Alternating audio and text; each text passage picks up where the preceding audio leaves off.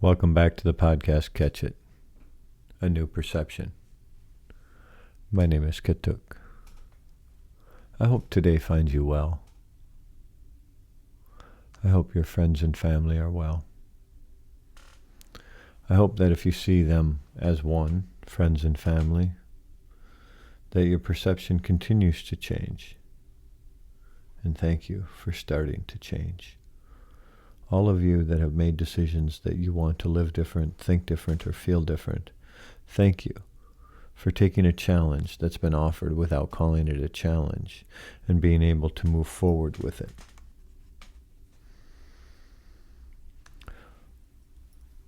Who are you spending time with? Do you need to change the people that you spend time with? What does that mean to you? Does that mean that you need to spend less time alone because it's difficult when you get inside your head?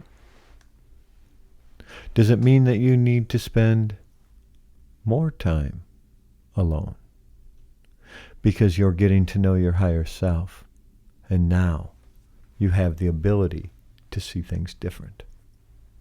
You appreciate time alone, what appears to be alone or by yourself, and you realize that you're not as alone as you once were. You're more comfortable in your skin, whatever terminology that you use.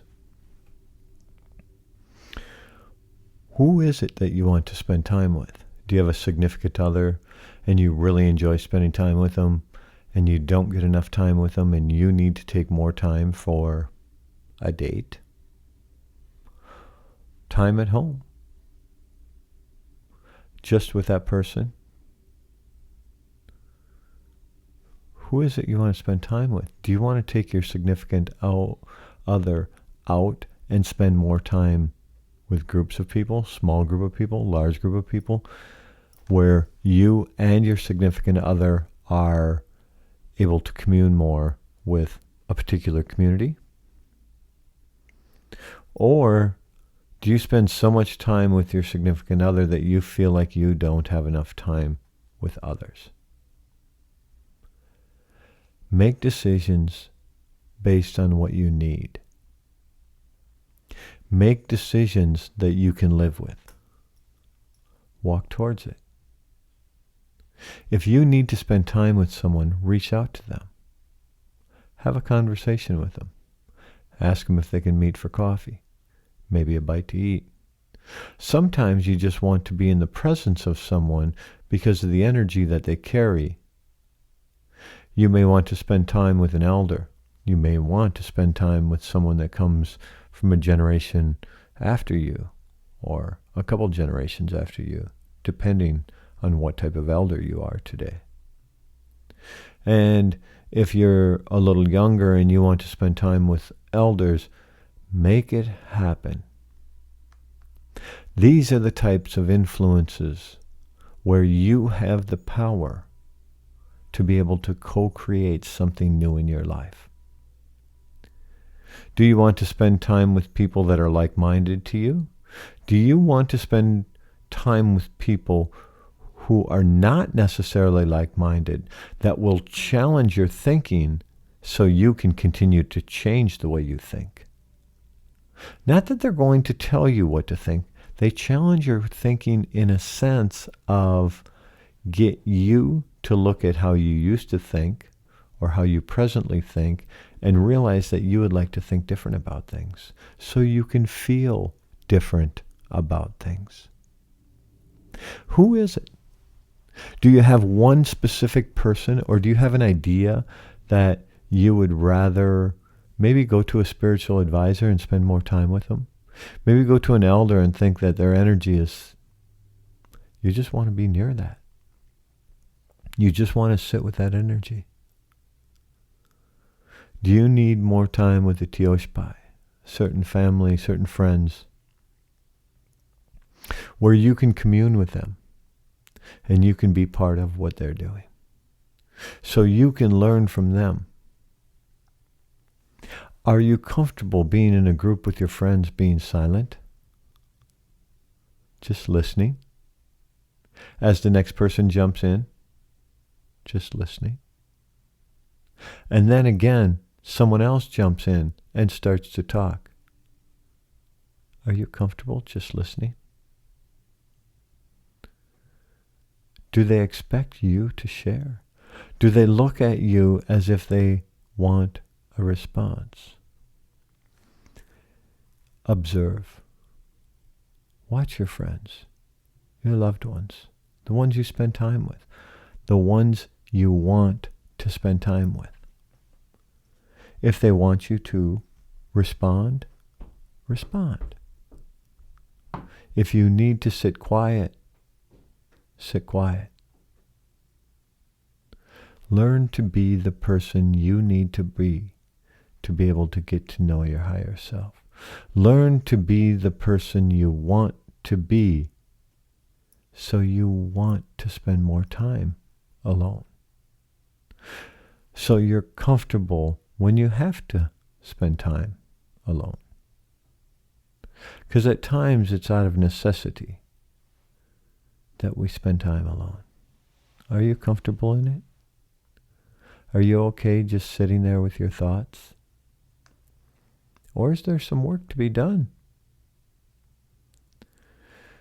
Do you not fall asleep easy because your mind races? I get that people may struggle with sleep for different reasons.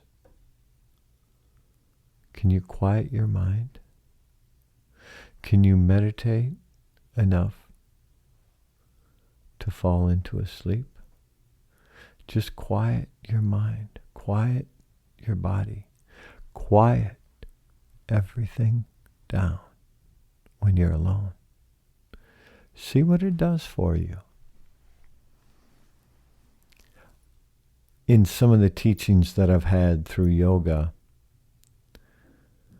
not so much in the practice of meditation that I do, because the meditation, I don't think the same terminology was used, although I like to use what I learned in yoga. Soften in. Just soften in. They don't say relax. They say just soften into your body. Soften into the chair. Just soften into the blanket that you sit on. Soften into the earth as you exist right here, right now. Soften into your heart. Soften into your body. This is a practice that I learned, and I'm able to sit with myself. And a result of being able to sit with myself, I can relax for long periods of time. I do it through softening in. I don't do it with the thought of relax. I don't know why. Why when someone says soften? Soften in. Soften your body. Soften into the chair. Why does that work for me? I don't know. It's just terminology. And it works. The reason I use this example of using the terminology of softening in rather than relax is because it did something for me, the term relax, which would mean the same thing, because what I'm able to do in hindsight, when I look back, when I'm softening in, I am relaxing. It's not the terminology that gets me there. I believe that terminology has so much to do with what we're going to do in this lifetime. What we're going to accomplish or not accomplish has to do with the terminology that we are telling ourselves. And when we speak to someone else in a derogatory term, we are telling ourselves that. Now, not only do we hear it verbally when we say it, we also hear it in our minds, because our minds thought it before we said it. Now, what if we were gentle with this person? What if we were kind instead of derogatory? What if we didn't need to raise our voice? And we said it gentle and soft. What is it we're telling ourselves? I know that the inflection in our voice can matter. And when someone speaks of softening in, that inflection in our voice, it matters. How we say it. Sometimes the terminology I use or the inflection in my voice may raise on this podcast. I don't have any video with it, so it's the best I can do to get a point across. And sometimes, I know often, I state things in the form of a question. Sometimes I speak of the things I have done, so I speak of my own experience. Often I form them in a question. What would you like to do? Would you like to do things different? Do you want to see things different? Do you want to feel different? I put them in the form of a question. It doesn't mean that people hear them in the form of a question. Because on my very first episode of this podcast, Season 1, Episode 1, somebody listened to it for a few minutes, reached out to me and said, I can't. The thing you said, I cannot get on board. I will not listen to this. I thought, that's interesting. Because I didn't say that. I asked a question. Then I went back and listened to the podcast, and I did ask a question. What he was saying is I made a statement. And then I was making that comment to someone else and telling them about this, and they, before I had stated it this way, they said, you asked question.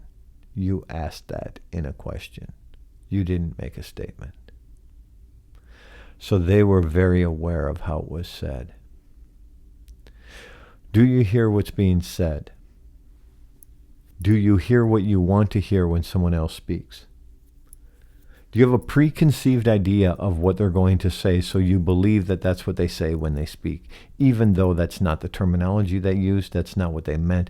You had a preconceived idea on where they're coming from, so you believe you know what they said. And then you'll tell someone else that that's what they said, even though that's not what they said. That's not the terminology they used. That's not what they implied.